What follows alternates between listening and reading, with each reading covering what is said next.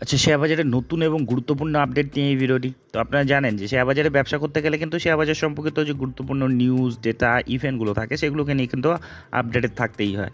আর এই চ্যানেলে সেই ধরনের ভিডিও আপডেট দেওয়া হয়। তো যাই হোক, আজকে যে ডেটে ভিডিওটা হচ্ছে 18/5/2024।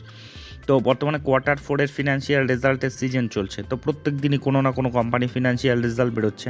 তো তারই মধ্যে যে ইম্পর্টেন্ট পপুলার স্টকগুলো রয়েছে মার্কেটে, তাদের যে ফিনান্সিয়াল রেজাল্টের আপডেট প্রতিনিয়ত দেওয়ার চেষ্টা করা হয় এই চ্যানেলে।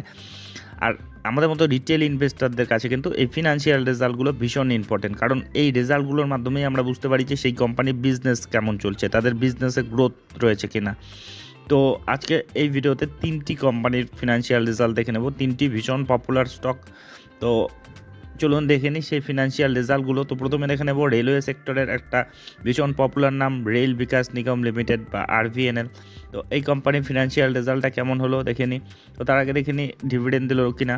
হ্যাঁ, এই কোম্পানি ফাইনাল ডিভিডেন্ড দিয়েছে, ঘোষণা করেছে 2.11 টাকা পার শেয়ার হিসাবে কিন্তু ডিভিডেন্ড ঘোষণা করেছে। তো এখন দেখে নিই এই কোম্পানির ফিনান্সিয়াল রেজাল্টটা, একেবারে কনসলিডেটেড রেজাল্টটাই দেখে নেব। এটা দেখলেই আমাদের সব কিছু দেখা হয়ে যায়। তো যে হিসাবগুলো রয়েছে কোটিতেই রয়েছে।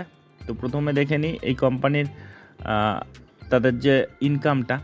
তো এই কোয়ার্টার অনুযায়ী তারা যেটা ইনকাম করেছে 6,994 কোটি, যেটা আগের কোয়ার্টারে ছিল 5,016 কোটি। 5,016টা প্রায় 7,000 কোটির কাছাকাছি হয়ে গিয়েছে। তো কোয়ার্টারলি অনেকটাই কিন্তু তাদের ইনকাম বেড়েছে, যেটা ঠিক এক বছর আগে ছিল 5,975 কোটি, সেখান থেকে প্রায় 7,000 কোটির কাছাকাছি। তো কোয়ার্টারলি ইয়ারলি দুটো ক্ষেত্রে কিন্তু তাদের ইনকাম কিন্তু অনেকটাই বেড়েছে। এখন এই ইনকাম করতে গিয়ে তাদের কত খরচা হলো সেটাও একটা ইম্পর্টেন্ট। তো এই কোয়ার্টার অনুযায়ী তাদের যেটা এক্সপেন্স হয়েছে, টোটাল এক্সপেন্স যেটা, সেটা হচ্ছে 6,412 কোটি, যেটা আগের কোয়ার্টার ছিল 4,584 কোটি। তো 4,584টা 6,412 হয়েছে, কোয়ার্টারলি বেড়েছে। আর ঠিক এক বছর আগে ছিল 5,497, সেটা 6,412 হয়েছে। তো কোয়ার্টারলি ইয়ারলি দুটো ক্ষেত্রেই কিন্তু তাদের খরচাও কিন্তু বেড়ে গিয়েছে। এখন এই ইনকাম থেকে এই খরচাটুকু বাদ দিলে যেটা থাকে তাদের প্রফিট বা লস, তো এক্ষেত্রে তাদের যে খরচের চেয়ে অনেক বেশি ইনকাম রয়েছে, তো অবশ্যই প্রফিটে রয়েছে। তো যেটা ট্যাক্স অ্যাডজাস্টমেন্টের আগে সেটা হচ্ছে প্রফিট বিফোর ট্যাক্স, যেটা সেটা দেখে নিই। তো এই কোয়ার্টার অনুযায়ী তাদের যেটা পিবিটি, প্রফিট বিফোর ট্যাক্স, সেটা হচ্ছে 624 কোটি। যেটা আগের কোয়ার্টারে ছিল 462 কোটি। তো 462টা 624 হয়েছে। তো কোয়ার্টারলি অনেকটাই বেড়েছে। আর ইয়ারলি দেখলেও ঠিক এক বছর আগে 496 কোটি ছিল, সেটা 624 হয়েছে। তো কোয়ার্টারলি ইয়ারলি দুটো ক্ষেত্রেই কিন্তু তাদের যে পিবিটি, প্রফিট বিফোর ট্যাক্স, সেটা কিন্তু বেড়েছে। এখন দেখা যাক ট্যাক্স অ্যাডজাস্টমেন্টের পর, মানে কত টাকা তারা ঘরে ঢোকালো আর কি, সব কিছু অ্যাডজাস্টমেন্টের পর। তো net profit for the period যেটা, তো এই কোয়ার্টার অনুযায়ী তাদের যেটা নেট প্রফিট সেটা হচ্ছে 478 কোটি, যেটা আগের কোয়ার্টারে ছিল 358 কোটি। তো 358টা 478 হলো। আর ঠিক এক বছর আগে ছিল 359। তো 359 ছিল, 358 ছিল কোয়ার্টার এবং ইয়ারলি, সেটা এখন 478 কোটি। তো কোয়ার্টারলি ইয়ারলি দুটো ক্ষেত্রেই কিন্তু হিউজ তাদের যে প্রফিটেবিলিটি বেড়ে গিয়েছে। তো একইভাবে প্রভাব পড়েছে তার ইপিএসও, তো সেটাও দেখে নিই। তো এই কোয়ার্টার অনুযায়ী তাদের যেটা ইপিএস সেটা হচ্ছে 2.29, যেটা আগের কোয়ার্টারে ছিল 1.72, আর এক বছর আগেও ছিল 1.72। তো 1.72টা 2.29 হয়েছে। তো কোয়ার্টারলি ইয়ারলি দুটো ক্ষেত্রেই কিন্তু তাদের ইপিএসও বেড়ে গিয়েছে। তো এই কোম্পানির যে ফিনান্সিয়াল রেজাল্টটা দেখলেন কিন্তু ভালো রকমের পজিটিভ রয়েছে, তাদের যে সব কিছুতেই কিন্তু গ্রোথ এসেছে, তাদের যে রেভিনিউ, ইনকাম, তাদের প্রফিটেবিলিটি সব কিছুই কিন্তু তারা গ্রোথ দেখিয়েছে।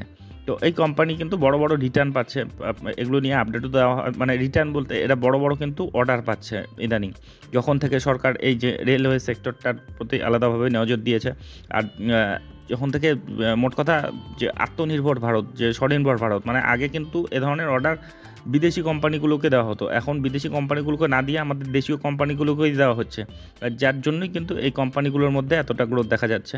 তো এই কোম্পানির যদি আপনি পারফরমেন্স দেখেন আর কি, রিয়াকশনটা আর কি, দেখুন 6.90, প্রায় 7%-এর কাছাকাছি কিন্তু একটা বড় সড়ো র্যালি দেখিয়েছে।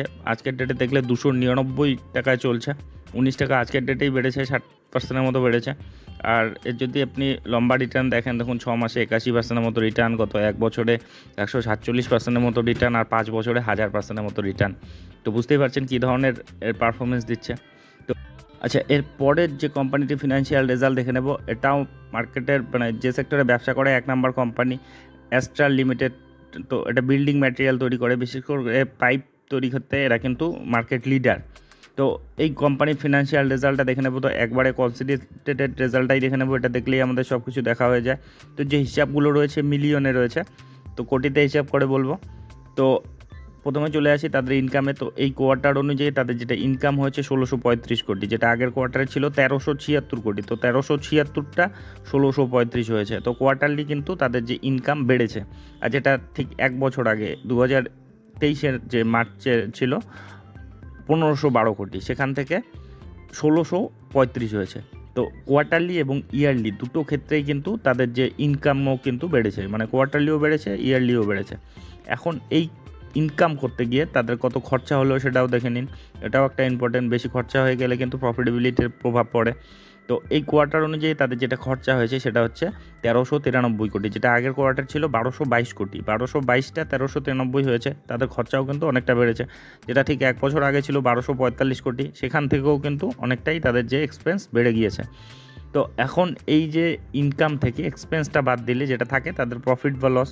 তো এই কোয়ার্টার অনুযায়ী তাদের যেটা ইনকাম, তাদের যে খরচার চেয়ে বেশি রয়েছে, তো প্রফিটেই রয়েছে। তো সেটা দেখে নিই ট্যাক্স অ্যাডজাস্টমেন্টের আগে, যেটাকে পিবিটি বলে। তো তাদের যেটা প্রফিট বিফোর ট্যাক্স সেটা হচ্ছে 241 কোটি, যেটা আগের কোয়ার্টারে ছিল 153 কোটি, আর ঠিক এক বছর আগে ছিল 264 কোটি। তো কোয়ার্টারলি কিন্তু 153টা 241 হয়েছে, তাদের ভালো রকমই গ্রোথ রয়েছে। কিন্তু ইয়ারলি কিন্তু কমেছে, কারণ তাদের খরচাটা কিন্তু অনেকটাই বেড়েছে। এই খরচা বেড়ে যাওয়ার জন্যই কিন্তু তাদের যে প্রফিটেবিলিটিটা গত বছরের তুলনায় কিন্তু কমে গিয়েছে, 264 থেকে 241 হয়ে গিয়েছে। তো এখন দেখে নিই সব কিছু অ্যাডজাস্টমেন্ট বাদ দিয়ে তাদের যে ট্যাক্স দেওয়ার পর তাদের কত টাকা ঘরে ঢোকালো। তো তাদের net profit for the period যেটা আর কি এই কোয়ার্টার অনুযায়ী সেটা হচ্ছে 181 কোটি, যেটা আগের কোয়ার্টারে ছিল 113 কোটি। তো কোয়ার্টারলি তো ইমপ্রুভমেন্ট রয়েছে, কিন্তু ইয়ারলি দেখলে কিন্তু মানে 200 কোটির কাছাকাছি ছিল, 199 কোটি, সেটা 181 কোটি হয়েছে। তো ইয়ারলি কিন্তু তাদের একটু যে প্রফিটেবিলিটি সেটা কিন্তু কমে গিয়েছে। একইভাবে ইপিএসেও প্রভাব পড়েছে। ইপিএসটা যদি দেখে নেন তো 6.76 এই কোয়ার্টারে, যেটা আগের কোয়ার্টারে ছিল 4.23। তো 4.23টা 6.76 হয়েছে, কোয়ার্টারলি ইমপ্রুভ হয়েছে। কিন্তু ইয়ারলি 7.66 থেকে 6.76 হয়েছে, ইয়ারলি কিন্তু কমে গিয়েছে। তো এখন এই ফিনান্সিয়াল রেজাল্টের যে রিয়াকশনটা মার্কেট কেমন দিল সেটাও দেখে নিই। তো আজকের ডেতে কিন্তু 3.5%-এর মতো কিন্তু নিচের দিকেই নেমেছে আর কি।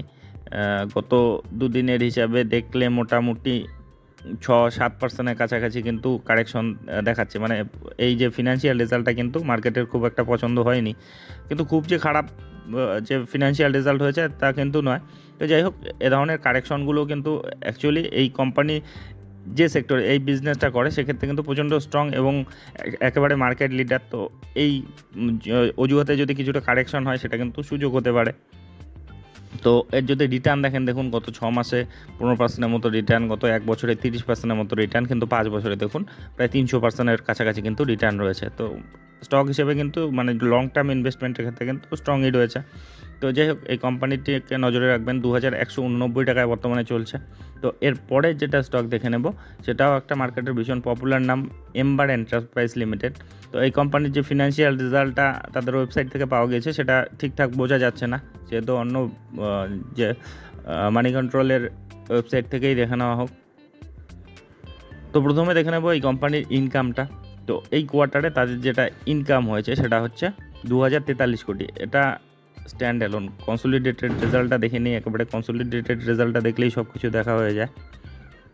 তো যে হিসাবগুলো রয়েছে কোটিতেই রয়েছে। তো এই কোয়ার্টার অনুযায়ী তাদের যেটা ইনকাম হয়েছে সেটা হচ্ছে 2805 কোটি, যেটা আগের কোয়ার্টারে ছিল 1294 কোটি। তো 1294টা 2800 হয়েছে, মানে কোয়ার্টারলি দেখলে কিন্তু অনেকটাই কিন্তু তাদের যে ইনকাম কিন্তু বেড়েছে, প্রায় দ্বিগুণ হয়ে গিয়েছে। আর ঠিক এক বছর আগে ছিল যেটা 3000 কোটি। তো সেখান থেকে দেখলে কিন্তু একটু কিন্তু নিচের দিকে নেমেছে, 3000 থেকে 2800 কোটি হয়েছে। তো এখন খরচাগুলো যদি দেখা হয়, যেমন র মেটেরিয়ালের খরচা তাদের 2200 কোটি হয়েছে, যেটা আগের কোয়ার্টারে ছিল 1000 কোটি। এক্ষেত্রে অনেকটাই মানে প্রায় দ্বিগুণ হয়ে গিয়েছে তাদের খরচা, যেটা আগের কোয়ার্টারে ছিল, আগের বছর ছিল 2585 কোটি, সেখান থেকে কিন্তু অনেকটাই কমেছে। তো ইয়ারলি অনেকটাই কমেছে। তো তো এটা কিন্তু পজিটিভ প্রভাব পড়বে তাদের প্রফিটেবিলিটিতে। অন্যান্য খরচার মধ্যে যেমন এমপ্লয়ি কস্ট ৭৪ কোটি, যেটা আগের কোয়ার্টারে ছিল ৬৩ কোটি, কোয়ার্টারলি বেড়েছে। ইয়ারলি ৬৩ কোটি ছিল, সেটাও বেড়েছে, মানে ইয়ারলি এবং কোয়ার্টারলি তাদের এমপ্লয়ি কস্ট বেড়েছে। তারপরে আপনি যদি আদার যে এক্সপেন্সে যান সেখানে ১৭৩ কোটি এবারে, যেটা আগের কোয়ার্টারে ছিল ১১৩ কোটি, সেখান থেকে বেড়েছে। আর ঠিক 1 বছর আগে ছিল ১৪১ কোটি, এখন ১৭৩ কোটি হয়েছে। কোয়ার্টারলি ইয়ারলি তাদের আদার্স এক্সপেন্সও বেড়েছে। তো এই যে খরচাগুলোকে একত্রিত করে যদি ইনকাম থেকে বাদ দেওয়া যায় তবে তাদের প্রফিট বা লস থাকে।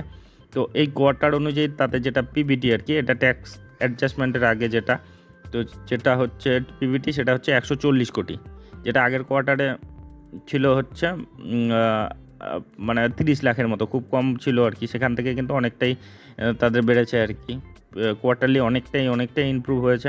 আর ঠিক 1 বছর আগে ছিল ১৪৫ কোটি, তো সেখান থেকে সামান্য কিন্তু কমেছে আর কি, ইয়ারলি সামান্য কমেছে, কিন্তু কোয়ার্টারলি কিন্তু অনেকটাই বেড়েছে। আগের কোয়ার্টারে খুব খারাপ রেজাল্ট হয়েছিল আগের কয়েকটা কোয়ার্টারে। তো এখন সব কিছু অ্যাডজাস্টমেন্ট বাদ দেওয়ার পর তাদের যেটা তাদের নেট প্রফিট আর কি, এই কোয়ার্টারে যত টাকা ঘরে ঢোকালো দেখুন ১০১ কোটি তাদের প্রফিট করেছে, যেটা আগের কোয়ার্টারে কিন্তু নেগেটিভ ছিল, সামান্য নেগেটিভ ছিল।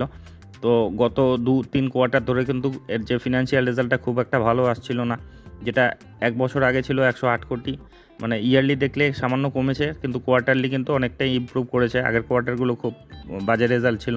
তো যাই হোক, এই ফিনান্সিয়াল রেজাল্টটা যদি দেখেন ইপিএসের ক্ষেত্রেও কিন্তু একইভাবে পড়েছে। দেখুন ২৮, যেটা আগের বছর ছিল ৩০, আর ঠিক এক কোয়ার্টার আগে যেটা নেগেটিভই ছিল। তো মোটামুটি কোয়ার্টারলি কিন্তু অনেকটাই ভালো রেজাল্ট, কিন্তু ইয়ারলি কিন্তু সামান্য কমেছে আর কি। তো যাই হোক, এই কোম্পানির এই ফিনান্সিয়াল রেজাল্টের যে ইম্প্যাক্টটা কীভাবে পড়েছে দেখুন, আজকের ডেটে মার্কেট কিন্তু ভালো রকম রিয়াকশন দিয়েছে। দেখুন ৫%-এর মতো আপার সার্কিটে শেষ করেছে। আর ইদানিংয়ের পারফরমেন্স যদি দেখেন, গত 6 মাসে 17%-এর মতো রিটার্ন, গত 1 বছরে 88%-এর মতো রিটার্ন, আর 5 বছরে 439%-এর মতো সুন্দর কিন্তু রিটার্ন। তো এই কোম্পানির যে ফিনান্সিয়াল রেজাল্টগুলো নিয়ে এই ভিডিওটি ছিল। তো এই ধরনের ভিডিও যদি আপনাদের উপকারে লেগে থাকে তবে অবশ্যই চ্যানেলটি সাবস্ক্রাইব করে রাখবেন। আর ভিডিওটি শেষ পর্যন্ত দেখার জন্য ধন্যবাদ।